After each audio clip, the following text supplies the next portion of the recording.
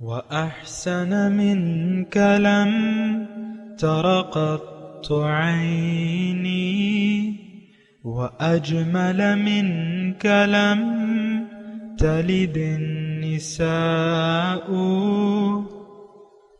خلقت مبرأ من كل عيب، خلقت مبرأ من كل عيب، كأنك قد خلقت كما تشاء.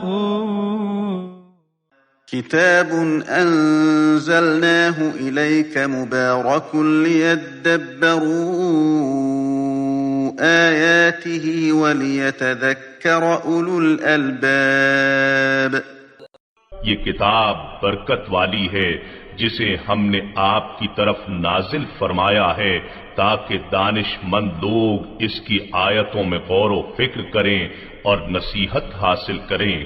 اللهم صل على سيدنا محمد وعلى آل سيدنا محمد بعدد كل ذرة مئة ألف ألف مرة۔ سامعین و ناظرین کرام، السلام علیکم ورحمۃ اللہ وبرکاتہ۔ سامعین کرام، سورہ ہود، درس نمبر 950، آیت نمبر 25۔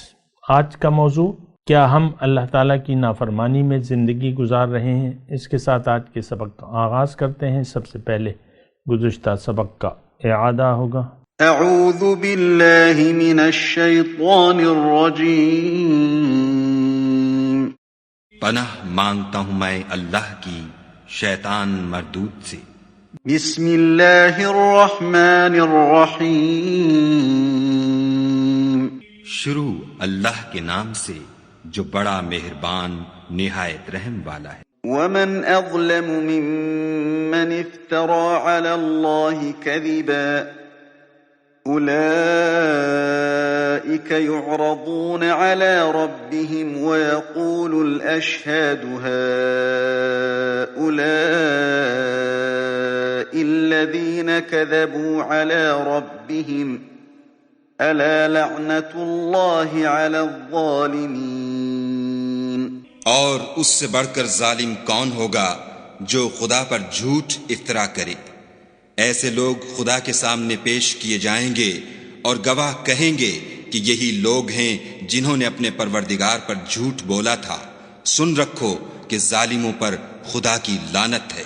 الذين يصدون عن سبيل الله ويبغونها عوجا وهم بالآخرة هم كافرون۔ جو خدا کے رستے سے روکتے اور اس میں کجی چاہتے ہیں اور وہ آخرت سے بھی انکار کرتے ہیں۔ أولئك لم يكونوا معجزين في الأرض وما كان لهم من دون الله من أولياء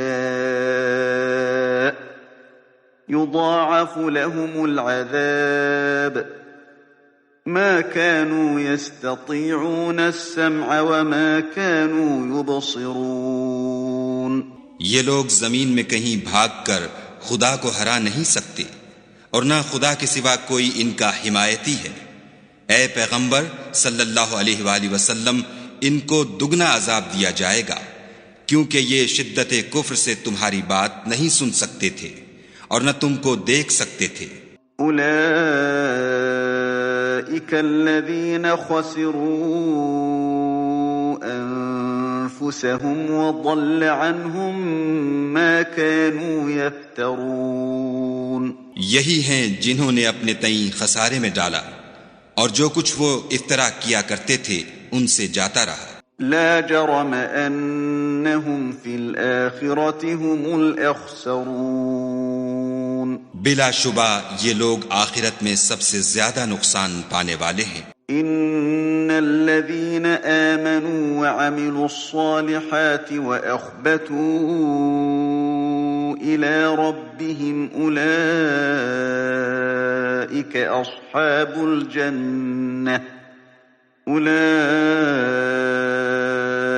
أصحاب الجنة هم فيها خالدون۔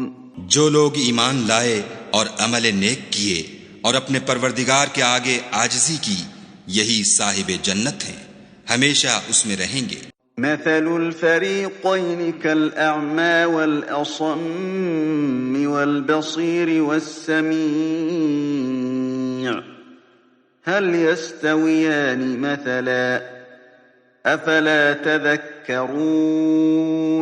دونوں فرقوں یعنی کافر و مومن کی مثال ایسی ہے جیسے ایک اندھا بہرا ہو اور ایک دیکھتا سنتا، بھلا دونوں کا حال یکساں ہو سکتا ہے؟ پھر تم سوچتے کیوں نہیں؟ سامعین اکرام، سورہ ہود آیت نمبر 25 لفظی ترجمہ: وَلَقَدْ أَرْسَلْنَا نُوحًا إِلَىٰ قَوْمِهِ، اور یقیناً ہم نے بھجوایا نوح کو اپنی قوم کی طرف، انی لکم نذیر مبین، کہ میں تمہارے لیے خبردار کرنے والا ہوں واضح طور پہ۔ نذیر مطلب صاف صاف خبردار کرنے والا ہوں، اللہ تعبدوا الا اللہ، اور مدعا یہ ہے کہ تم اللہ کی بندگی کرو، صرف کہ بندگی مت کرو صرف اللہ کی، یعنی صرف اللہ ہی کی بندگی کرو۔ انی اخاف علیکم عذاب یوم علیم، اور اگر تم نہیں کرتے تو میں ڈرتا ہوں بڑے دن کے عذاب سے تم پہ۔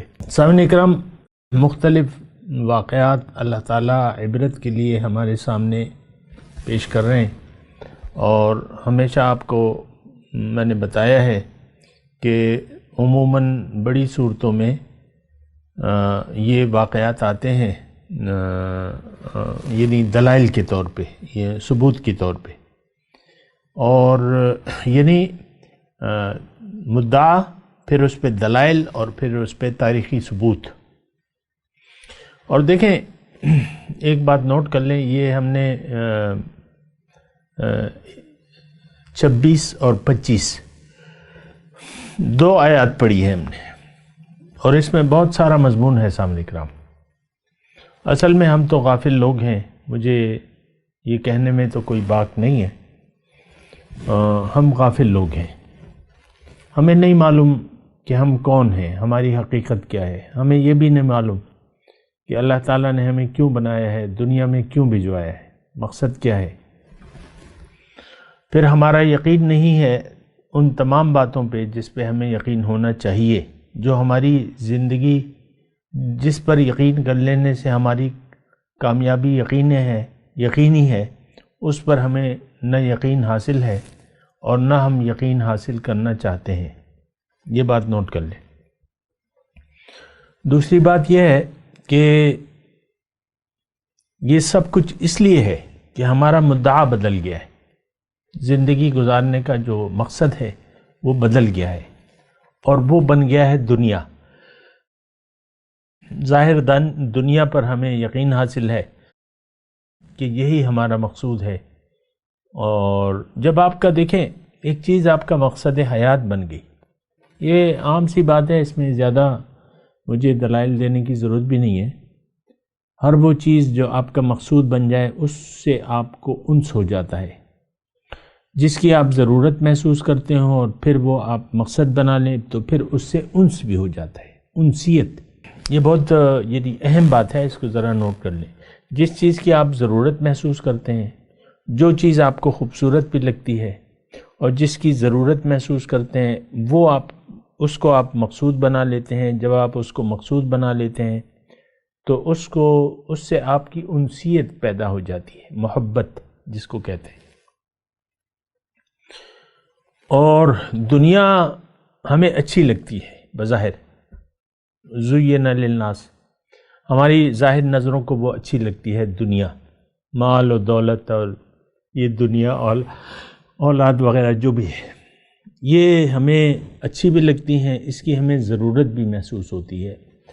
دیکھیں، وہی بات میں کہہ رہا ہوں، ضرورت اور وہ اگر چیز آپ کو اچھی لگے تو پھر اس سے آپ کو انسیت یعنی محبت پیدا ہو جاتی ہے۔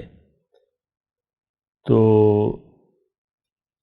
ضرورت، تھوڑا غور کریں، ضرورت اور بھلی لگے آپ کو ایک چیز، یہ الفاظ آئے ہوئے ہیں قرآن میں، اور پھر وہ آپ کا مقصود بن جاتی ہے، اس کو حاصل کرنا وہ آپ کا مقصود بن جاتی ہے۔ جب مقصود بن جاتی ہے وہ بھلی بھی لگتی ہے، اس کی ضرورت بھی ہے، تو وہ آپ کو محبوب ہو جاتی ہے۔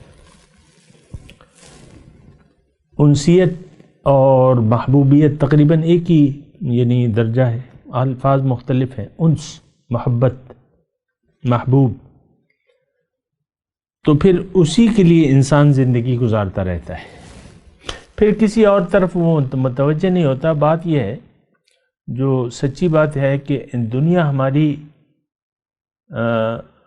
ضرورت تو ہے، بھلی بھی لگتی ہے، لیکن وہ ہمارا مقصود نہیں ہے، مقصود بن بھی نہیں سکتی، کیونکہ آخر کار یہ ختم ہو جائے گی، ہم بھی ختم ہو جائیں گے، ہمارا ظاہر ختم ہو جائے گا، اور پھر ہاتھ سے ہماری چلی جائے گی۔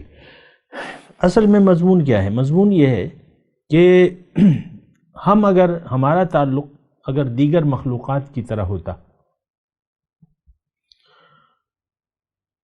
دیگر مخلوقات سے میری مراد یہ ہے کہ جو بھی ہیں، حیوانات ہیں، پرندے ہیں، اور جو بھی چرند پرند ہیں، جو بھی اللہ تعالیٰ کی تخلیقات ہیں، تو یہ تمام چیزیں تو اللہ تعالیٰ نے میرے لیے بنائی ہیں۔ تھوڑا سا اس بات پہ غور کریں اس طریقے سے کہ یہ ساری چیزیں جو ہمیں نظر آ رہی ہیں، یہ ہمارے فائدے کے لیے اللہ تعالیٰ نے مسخر کر دی ہیں اور ہمارے لیے بنائی گئی ہیں۔ یہ قرآن اس بات پہ شاہد ہے۔ خلق لکم ما فی الارض جمیعا، اللہ تعالیٰ فرما رہے کہ جو کچھ زمین میں ہے یہ تمہارے لیے میں نے بنایا ہے۔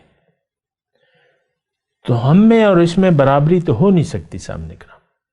دیگر مخلوقات میں جو بھی ہے، مال دولت ہے، سونا چاندی ہے، ہیرے جواہرات ہیں، یا مال اولاد ہے، یا جو نہیں مال اولاد مال ہے، یا جو بھی ظاہری چیزیں ہیں، یہ اللہ تعالیٰ نے ہمارے لیے بنائی ہے، لیکن ہمیں اس کے لیے نہیں بنایا اللہ تعالیٰ نے۔ دیکھیں، اگر ہم میں وہ روح ربانی نہ ہوتی اور اگر ہم انسان نہ ہوتے، انسان کا درجہ مختلف ہے دیگر مخلوقات سے، اور یہ اللہ تعالیٰ نے قرآن میں فرمایا اس کا درجہ، انی جاعل فی الارض خلیفہ۔ فرشتوں سے جب اللہ تعالیٰ نے مکالمہ کیا کہ فرشتوں، میں زمین میں اپنا نائب بنانے والا ہوں، خلیفہ،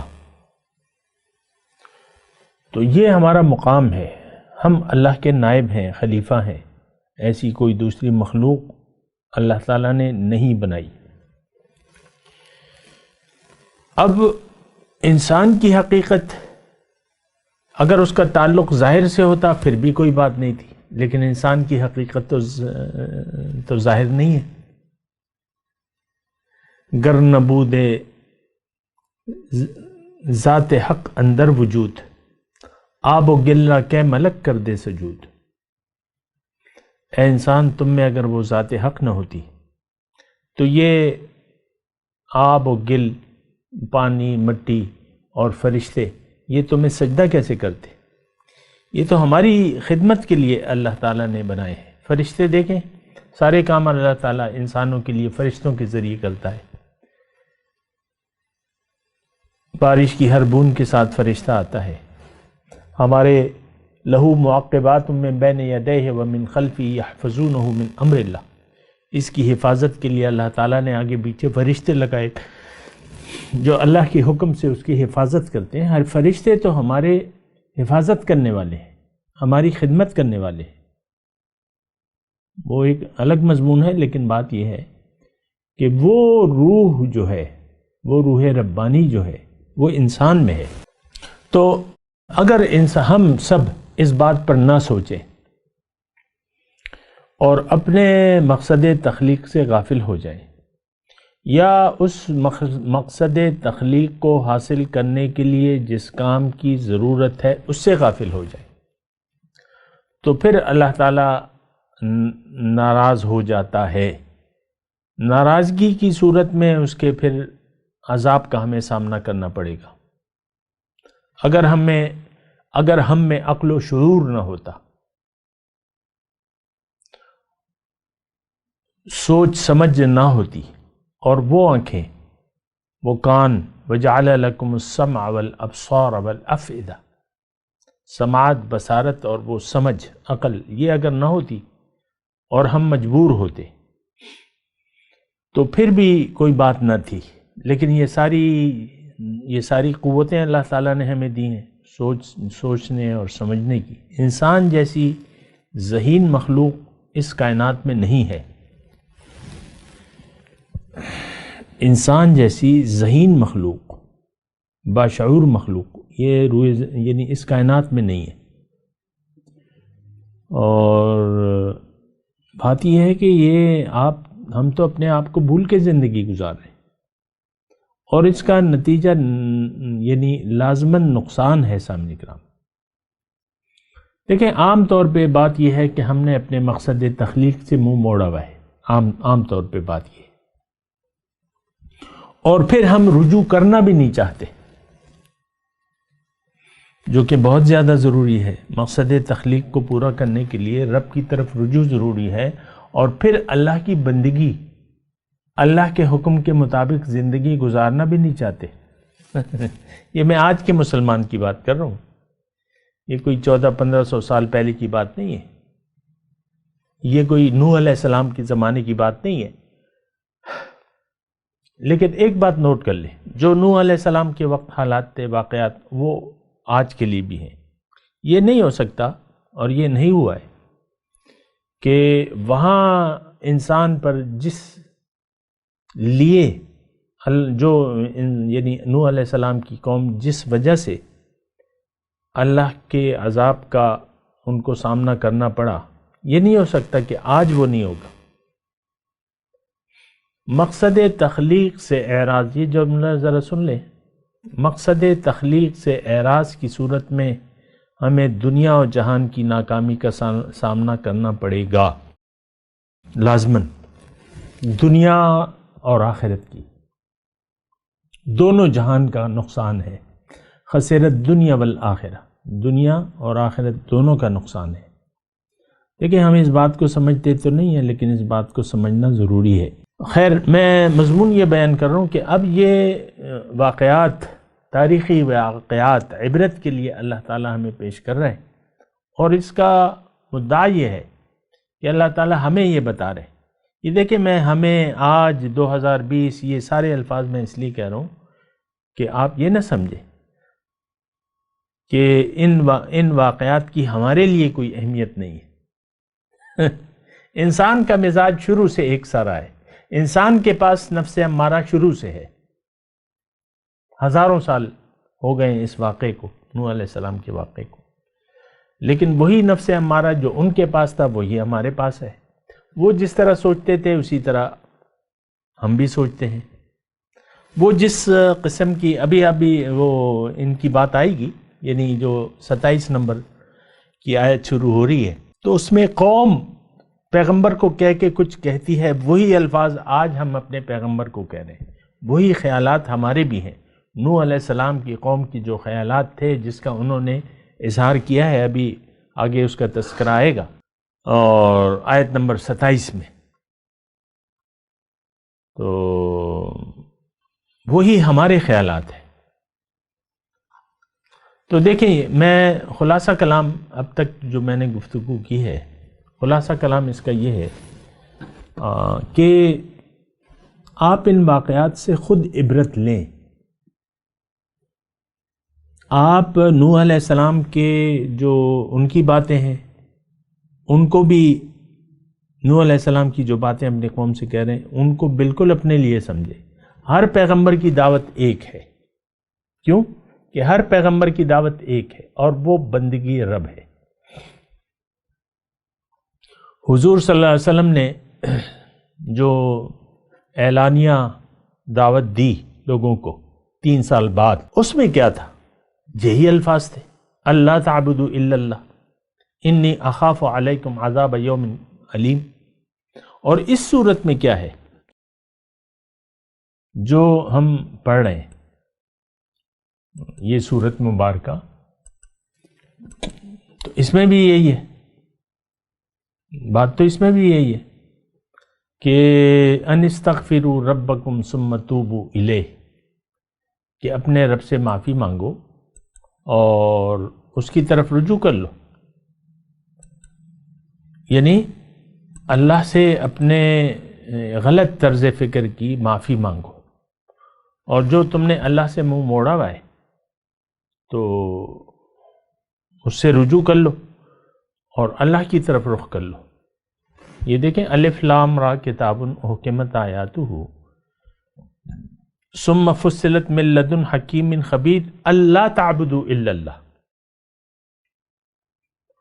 یہ ہم جو صورت پڑھ رہے ہیں تھوڑا سا آپ دیکھیں، غور کیا کریں نا، حالات و واقعات کو ملائیں، کڑی سے کڑی کو ملائیں کہ حضور صلی اللہ علیہ وسلم کی دعوت کیا تھی، اللہ تعبدوا الا اللہ، اور نوح علیہ السلام کی دعوت کیا تھی، اللہ تعبدوا الا اللہ۔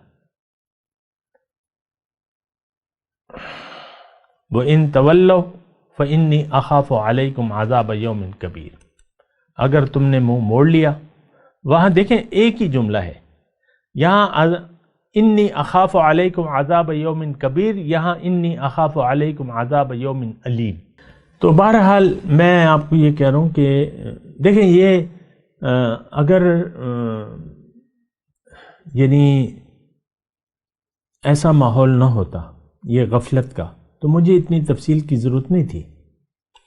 پھر کتابوں میں بھی آپ دیکھ لیں، اس کی تفسیروں میں دیکھ لیں، کتابوں میں دیکھ لیں، اس طریقے سے اس کی وضاحت نہیں کی جاتی، بس واقعات ہیں اور وہ بیان کیے جاتے ہیں، بس بات ختم ہو جاتی ہے۔ پھر دوسری یعنی افسوس مجھے یہ ہوتا ہے کہ ہماری سوچ بھی اسی طرح ہے کہ نوح علیہ السلام کی قوم ہم نہیں ہو سکتے۔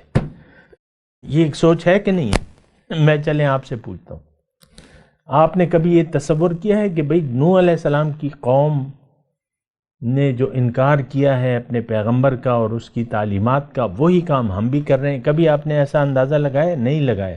تو نہیں لگایا تو اس کا مطلب یہ ہے کہ آپ غافل ہیں، آپ کو پتہ ہی نہیں ہے کہ پیغمبر کی دعوت کیا ہے اور حقیقت کیا ہے۔ تو بہرحال یہ ساری باتیں ہیں۔ تو میں یہ اب قصے شروع ہو رہے ہیں، آج کا جو میں یہ باتیں کر رہا ہوں تو یہ تمہید کے طور پہ آپ کو کہہ رہا ہوں۔ آئندہ جو واقعات آئیں گے، حالات و واقعات، اس کے یعنی آغاز، یہ ابتدائیہ ہے میرے کہ جو واقعات ہیں آ رہے ہیں، اس کا ابتدائیہ میں آج بیان کر رہا ہوں آپ کو۔ دیکھیں قرآن اما لک و اما علیک، یا آپ کے حق میں گواہی دے گا یا آپ کے خلاف گواہی دے گا، اور قرآن کی ہر آیت میرے لیے ہے، آپ کے لیے ہے، یہ بات نوٹ کر لیں۔ یہ انسان کے لیے ہے، جو بھی انسان ہے یہ اس کے لیے ہے، تو یہ سوچنا چاہیے سامنے کا۔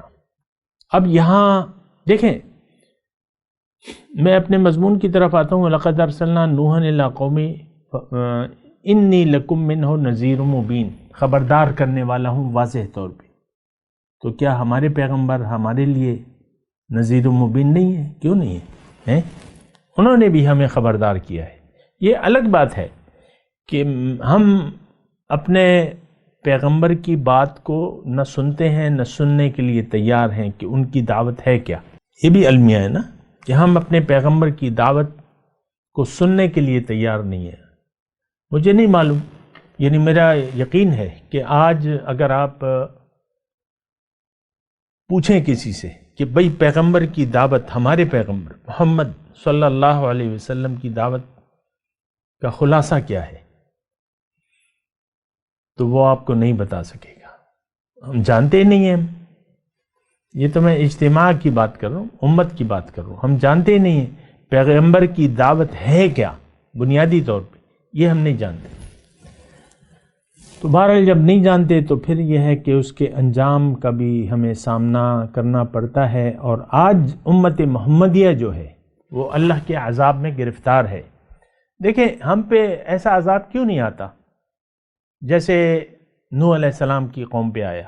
ایک سوال ہے نا، تو اس کا جواب یہ ہے کہ حضور کی رسالت، حضور ہم میں موجود ہیں، ان کا دور رسالت جاری اور ساری ہے اور تا قیامت رہے گا۔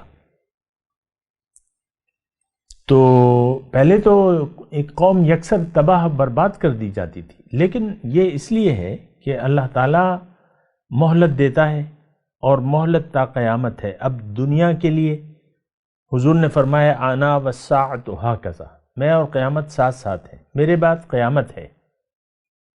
تو جب حضور صلی اللہ علیہ وسلم کے بعد قیامت ہے تو قیامت تک اللہ تعالیٰ اس دنیا کو ختم نہیں کرے گا۔ پہلے تو دنیا ختم ہو گئی نا، یعنی نوح علیہ السلام کی جب عذاب آیا تو وہ واحد ہی قوم تھی روئے زمین پہ۔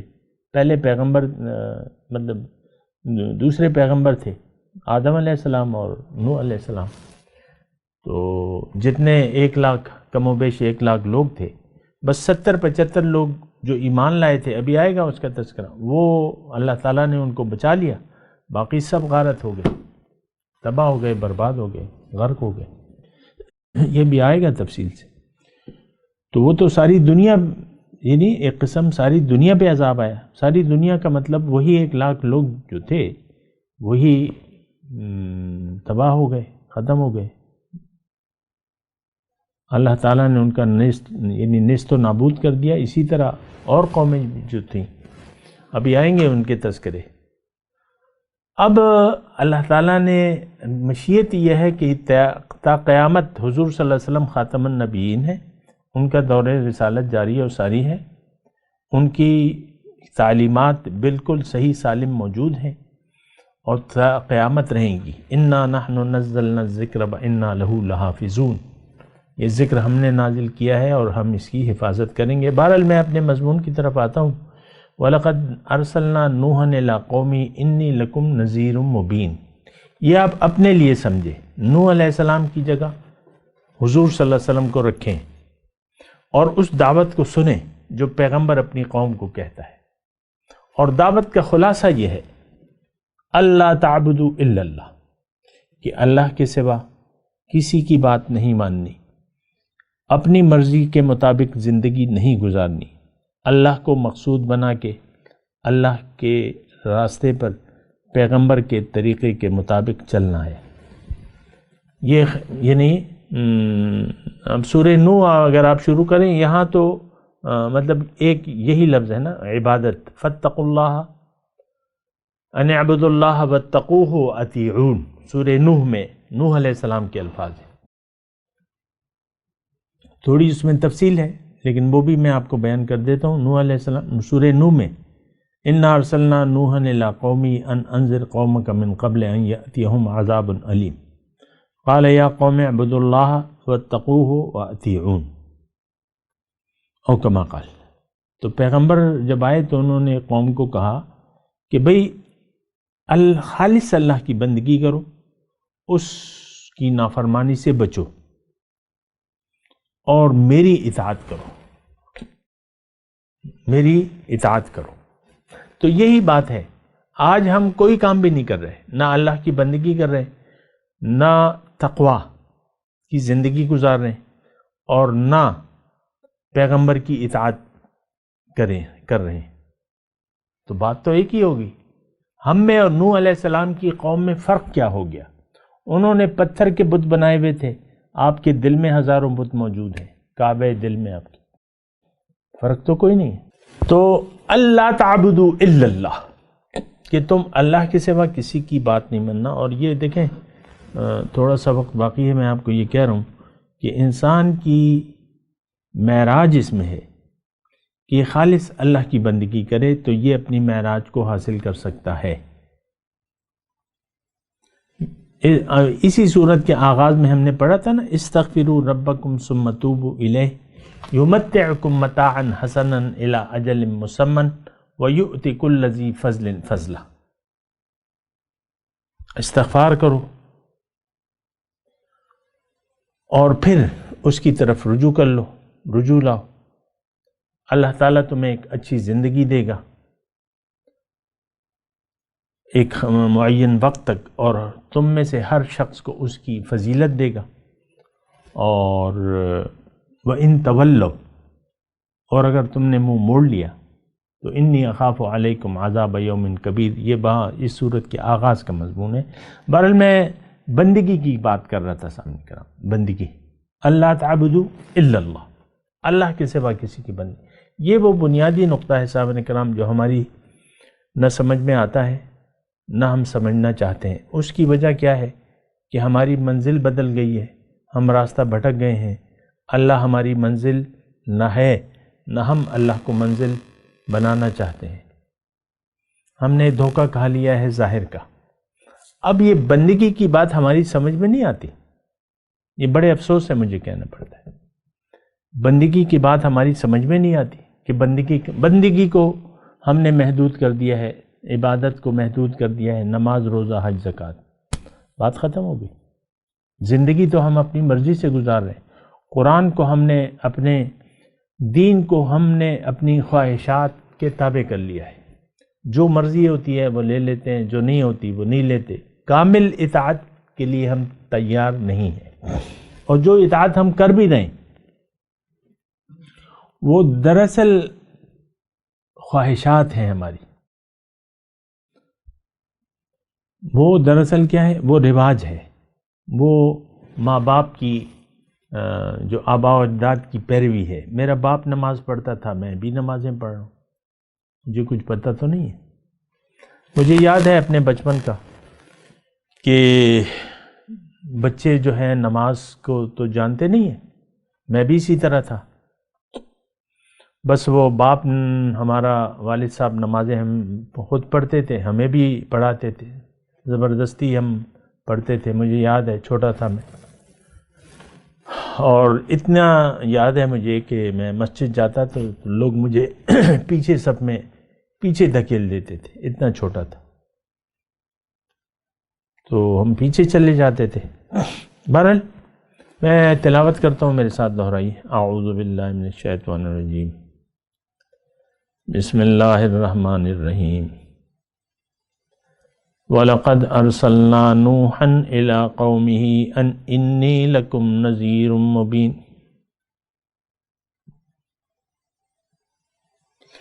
أَلَّا تَعْبُدُوا إِلَّا اللَّهَ إِنِّي أَخَافُ عَلَيْكُمْ عَذَابَ يَوْمٍ أَلِيمٍ۔ ترجمہ سنا دیں۔ وَلَقَدْ أَرْسَلْنَا نُوحًا إِلَىٰ قَوْمِهِ إِنِّي لَكُمْ نَذِيرٌ مُّبِينٌ۔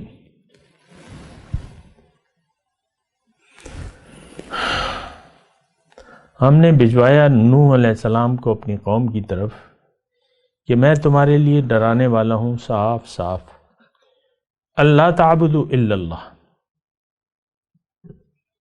کہ تم بندگی نہ کرو لیکن صرف اللہ کی، انی اخاف علیکم عذاب یوم علیم، میں ڈرتا ہوں تم پر اس بڑے دن، اس دردناک دن کے عذاب سے، عذاب یوم علیم، یعنی جس دن دردناک عذاب دیا جائے گا میں ڈرتا ہوں۔ اب ان آیت کی تلاوت اور ترجمہ۔ اعوذ باللہ من الشیطان الرجیم، پناہ مانگتا ہوں میں اللہ کی شیطان مردود سے۔ بسم اللہ الرحمن الرحیم، شروع اللہ کے نام سے جو بڑا مہربان نہایت رحم والا ہے۔ وَلَقَدْ أَرْسَلْنَا نُوحًا إِلَىٰ قَوْمِهِ